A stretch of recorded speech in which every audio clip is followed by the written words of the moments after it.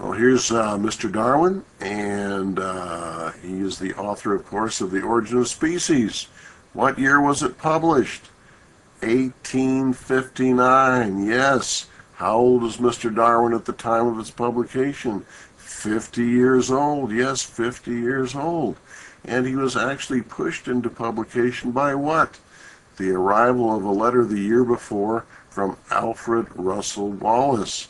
And what did that letter contain? It contained a bombshell for Mr. Darwin. Mr. Wallace, in fairly short order, had come up with many of the same ideas as Darwin about natural selection. And so Darwin was, he was terribly concerned, but the decision was made to present a paper at the Linnean Society of London, crediting both Darwin and Wallace as being co-discoverers of the process of natural selection. Interesting thing about the Linnean Society of London, I've been there. Fact is, I was a participant in a scientific meeting there way back in 1990. It's a beautiful, beautiful old building. And here's the library. We spent time in the library at this meeting. And the wine flowed freely and other refreshments were served there in the library. And here's a picture from someplace in the building. I can't remember if I saw this or not. Darwin and Wallace. Interesting thing, the Linnean Society building was sectioned off into different parts. There was locked doors between the various sections. And I asked one of the gentlemen, one of the curators there, if I could see the room where Darwin and Wallace's paper was presented. He said, well, I could take you over there, but what they've done to that room is they've turned it into a restroom. And I thought, wow, so much for history. So I said, oh, never mind. You know, if I had to do it again, I'd say, yeah, I still want to see it, even though it's now a restroom. Anyway, that paper was presented in 1858, and then Mr. Darwin, soon thereafter, he got busy at his home in Down, England, in his study, writing The Origin of Species.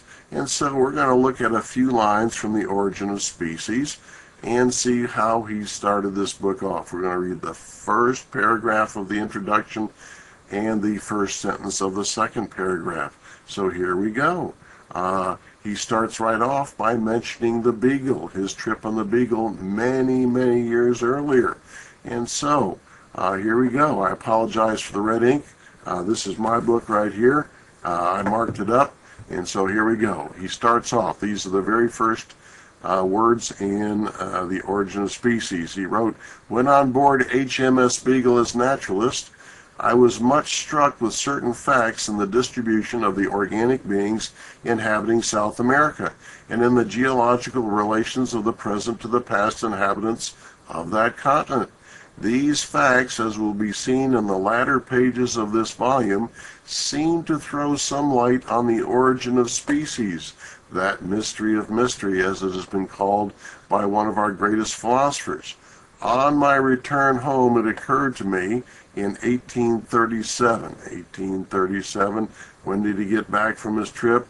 October 1836. So this is the next year. It occurred to me in 1837 that something might perhaps be made out on this question by patiently accumulating and reflecting on all sorts of facts which could possibly have any bearing on it. After 5 years' work, I allowed myself to speculate on the subject and drew up some short notes. These I enlarged in 1844 into a sketch of the conclusions which then seemed to me probable. From that period to the present day, I have steadily pursued the same object. I hope that I may be excused for entering on these personal details, as I give them to show I have not been hasty in coming to a decision. Whew! Why did he write all that? I think because of Mr. Wallace. He wanted to show very clearly that Mr. Wallace may have come up with these ideas all of a sudden, but Mr. Darwin had been working on them for years and years and years and years. And so credit Mr. Wallace at getting this getting this book started, getting it going. In fact, is if you look at the second paragraph, we're not going to read on that. I see Mr. Wallace's name mentioned a couple times in the second paragraph. Let's go ahead and look at the first sentence of the second paragraph. He says, "My work is now, 1859, nearly finished. But as it will take me many more years to complete it, and as my health is far from strong, I have been urged to publish this abstract." He calls it an abstract. It was at that time the first edition of The Origin of Species. He published several editions, several revisions in the years thereafter. Why did he say his health was far from strong?